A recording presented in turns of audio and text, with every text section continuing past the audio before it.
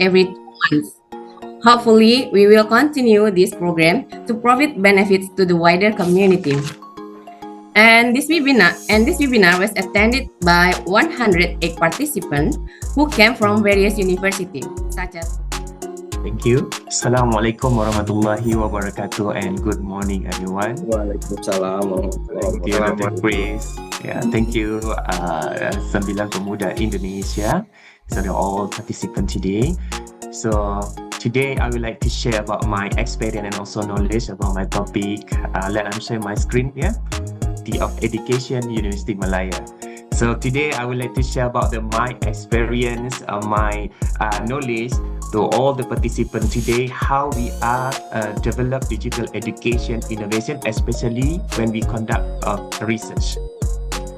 Right. So what is the importance of digital education innovation? So the first is, I would like to say that enhanced engagement, which is the student engagement in the classroom. With the digital education, actually, the student can be more involved in our activity in classroom. For example, that we have gamification, or we have some of that virtual reality activities in the classroom. It can be more student involved in our classroom. And also, with the digital education, can increase the accessibility. So, for example, now we have some students not only in rural and urban, also then they can maybe. Previous we have the issue with the limit access with the technology, but if let's say we have a digital education innovation, they can be more. They are more easy to access. For example, like we have a digital book, maybe that we have some of the link that I make the more easy to access to all the materials or document that I need to study, right?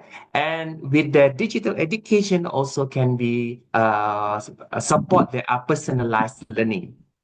Yeah, for example, now we have that student the more motivate they are themselves, that can be have their interest, right? That we can do something create the innovation product that relevant to their abilities. So we know that in our classroom, they have different abilities among our students. Then the student can be learn something from what we develop, then relevant to their abilities. That means that sometimes when we're talking about the digital education, especially in technology, sometimes the technology that can be we said that cannot be we cumulative that all issues among our students can be solved. It depends on our students' abilities, right? And also it depends on our student experiences. Then with digital education also can be support lifelong learning also. And here, every semester actually I'm come up with the innovation product, especially with my undergrad and postgraduate students. So normally for every semester we have 5 new innovation product. So this is that my how the way as educators also and lecturers. So I need to know that the current technology, then we try to modify, we try to combine with the others technology, then let our student to have their experience, and soon, yeah, later they are and I'm as from faculty of education, my student will be will be at teachers and maybe lecturers with the experience and university level, come up with technology innovation. So then soon when they are going to school to as a teachers, or maybe go to university level as a lecturers, they can be share their knowledge, also can be improve their teaching process with the digital technology. So this is my purpose actually when I do to create to develop the innovation product. So and next is, what is the important component in research design for innovation product? Yeah, first, yeah, to focus on problem statement. So for sure that when we come out with To talk to each one of you about data future. I'll just share my screen to just set up Please let me know if you can see when AI becomes Yeah, social yeah, science. clear. Miss Agul Sabu, yeah. Yeah. So moving on to my topic, where I'll be talking about when AI becomes a social scientist. And let's start it really light because the previous presentation has too much to learn from. I would just like to ask you all that is there any time you have ever asked any question from ChatGPT or Google which you wouldn't ask any teacher, professor, or parent, or maybe just like you were not able to communicate it with them? Please raise your hand.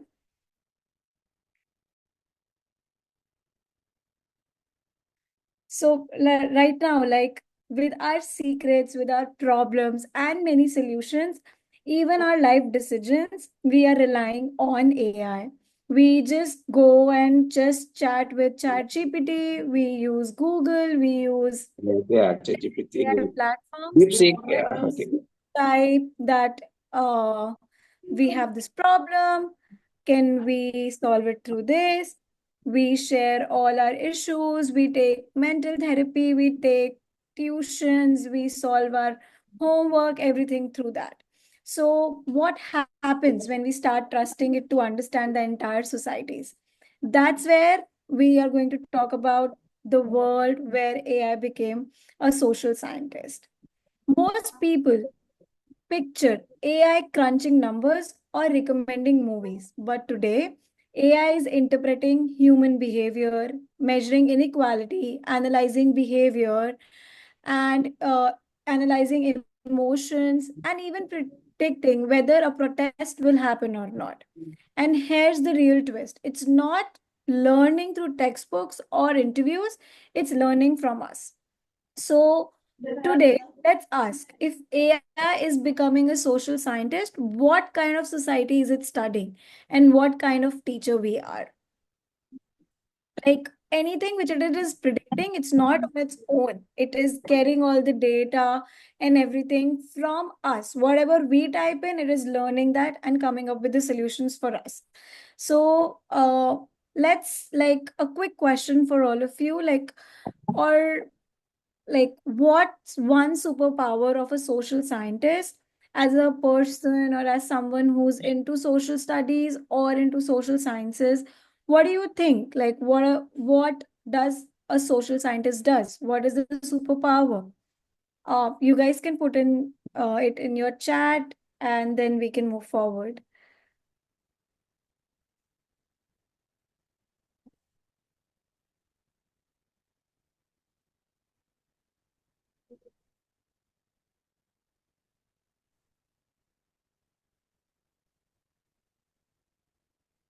Okay, like if not anyone, I can tell. So social scientists who can Yeah, To discuss the transformative forces shaping our world. Okay, so I will be talking about the driving progress, innovation in business, management, and accountancy, and that should also include tourism. Okay, so in an era marked by rapid technological advancement, global interconnectedness, and shifting consumer expectations, these sectors are more dynamic and, of course, interconnected than ever before. So, when we talk about the evolution of business in the modern era, business today is no longer just about products and services. It's about creating value, building trust, and, of course, fostering sustainability. The rise of digital platforms, of course, including e-commerce and data analytics, has revolutionized and how companies operate and compete. So organizations must embrace agility, foster innovation, and even prioritize customer-centric approaches to stay ahead. So the future belongs to those who can adapt swiftly, leveraging technology to unlock new markets and including opportunities. So the landscape of business has undergone profound transformation over the centuries, especially in the modern era, driven by technological advancements, globalization. Andre, yeah. But before to Mr. Henry, I would like to call Professor Atul Kumar. Are you here, Prof? Hello? Professor Atul Kumar, are you here? Yes. Good morning, Professor. Hello? Okay, morning, Prof. Where are you, Prof? Okay, let me see. Our keynote speaker from India, yeah, he is also the dean, yeah, in Dr. Deepatul B School of Pune, yeah, in India. Okay, time is available for you to share your material, share, so whatever you will share, time is available for you. Thank you so much, Professor. I hope that I can share my screen. Yes.